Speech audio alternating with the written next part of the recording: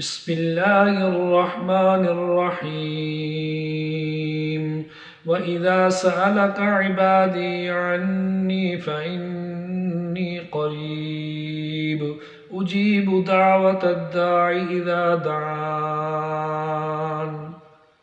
دوسرا پارہ سورۃ البقرہ آیت نمبر 186۔ اس کے اندر اللہ جل شانہ ارشاد فرما رہے ہیں، محبوب نبی جی، جب میرے بندے آپ سے میری ذات کے بارے میں سوال کریں تو آپ میری طرف سے یہ ارشاد فرمائیں کہ اللہ فرماتے ہیں فَإِنِّي قریب، میں اپنے بندوں کے بہت قریب ہوں، اجیب دعوت الداع اذا دعان، جب میرے بندے مجھ سے دعا کرتے ہیں، مانگتے ہیں، میں ان کی دعا کو قبول کرتا ہوں۔ اجیبو فرمایا، اسمعنی فرمایا، اسمع مانا سننا، اجیبو مانا دعا کو قبول فرمانا۔ اللہ فرماتے ہیں نحن اقرب الیہ من حبل الورید، میں شاہ رگ سے، جان رگ سے بھی اپنے بندوں کے زیادہ قریب ہوں۔ ایک صاحب آیا، یا رسول اللہ صلی اللہ علیہ وسلم، اگر اللہ قریب ہیں تو ہم آہستہ آہستہ دعا کریں، اگر اللہ دور ہیں تو ہم زور زور سے دعا کریں۔ تو آپ صلی اللہ علیہ وسلم پہ یہ آیت نازل ہوئی، پھر فرمایا، اللہ فرماتے ہیں میں اپنے بندوں کے بہت قریب ہوں۔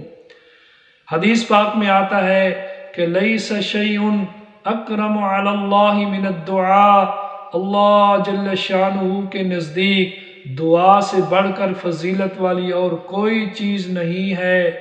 حدیث رسول میں آتا ہے صلی اللہ علیہ وسلم، الدعاء مخ العبادہ، دعا عبادت کا مغز ہے۔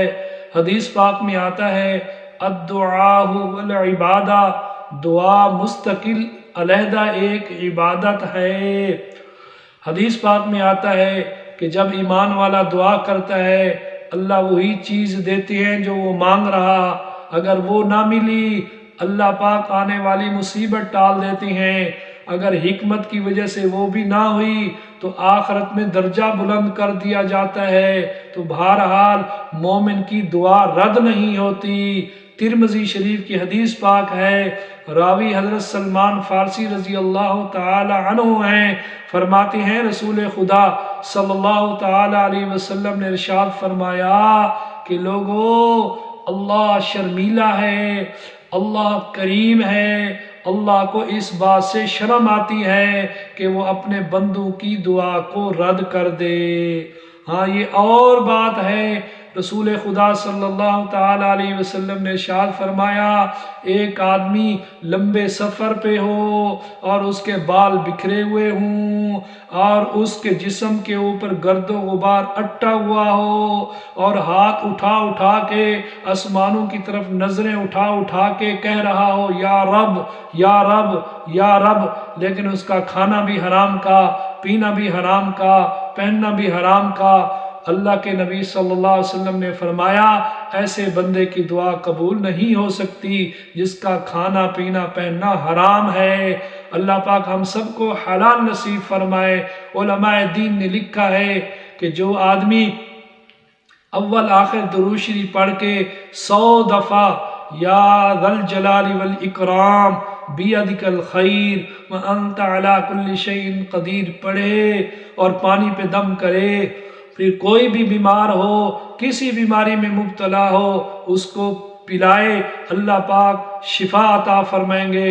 کوئی دکھی آدمی اس کو پڑھ کے اپنے لیے دعا کرے، اللہ اس کے دل کو سکون چین عطا فرمائیں گے۔ اللہ پاک ہم سب کو یقین کی دولت سے نوازے، اپنے فرامین پہ یقین نصیب فرمائے، اپنے محبوب نبی صلی اللہ علیہ وسلم کے فرامین پہ یقین نصیب فرمائے۔ اللہ پاک عمل پیرا ہونے کی توفیق عطا فرمائے۔ وآخر دعوانا ان الحمد للہ رب العالمین۔